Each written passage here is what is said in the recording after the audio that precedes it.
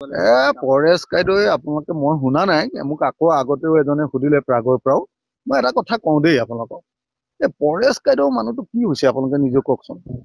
কি মুখ্যমন্ত্ৰীৰ সুৰত সুৰ মিলাই আছেনো কোনটো জুবিন গাৰ্গে বাৰু ইয়াতে চুইচাইড কৰিছে কওকচোন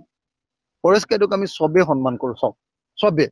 এটা কাৰণতে যে তেখেতে কম্প্ৰমাইজ কৰা নাই তেখেতৰ লাইনটো ভুল বুলি চবেই কয় কিন্তু তেখেতক সন্মান কৰে কাৰণ অসমৰ কাৰণে তেখেতে জীৱন যৌৱন চব দি দিছে কিন্তু এতিয়া ক'ত চৰকাৰৰ পক্ষত থাকি কি বক্তব্য ৰাখিছে সেইটো আমিতো ছাপোৰ্ট কৰিব নোৱাৰো ভাই পৰেশ কাইদেউক অনুৰোধ জনাইছো আপুনি দূৰত থকাৰ কাৰণে চাগে অকল টিভি চাই হেৰি কৰাৰ কাৰণে চাগে আপোনাৰ এনেকুৱা হৈছে অসমীয়া মানুহ একেবাৰে উত্তেজিত হৈ আছে জুবিন গাৰ্গৰ মৃত্যুক লৈ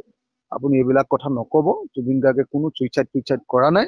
জুবিন গাৰ্গক মৃত্যুৰ কাৰণে ঠেলি দিয়া হৈছে যে অপৰাধীবিলাকে শাস্তি পাব লাগিব আৰু জুবিন গাৰ্গৰ ঠাইলৈ আমি যেতিয়াই মন যায় তেতিয়াই যাম মোকতো পৃথিৱীৰ কোনো বাধা দিব নোৱাৰে হিমন্ত বিশ্ব শৰ্মা নালাগে তেওঁৰ দেউতাক আহিলেও মোক বাধা দিব নোৱাৰে মইতো যেতিয়াই যাম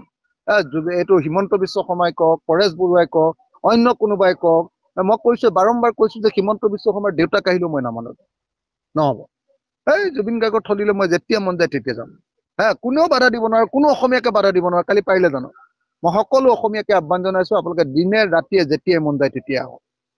যেতিয়াই মন যায় আপোনালোক তেতিয়াই আহক কোনেও বাধা দিব নোৱাৰে এইটো কামত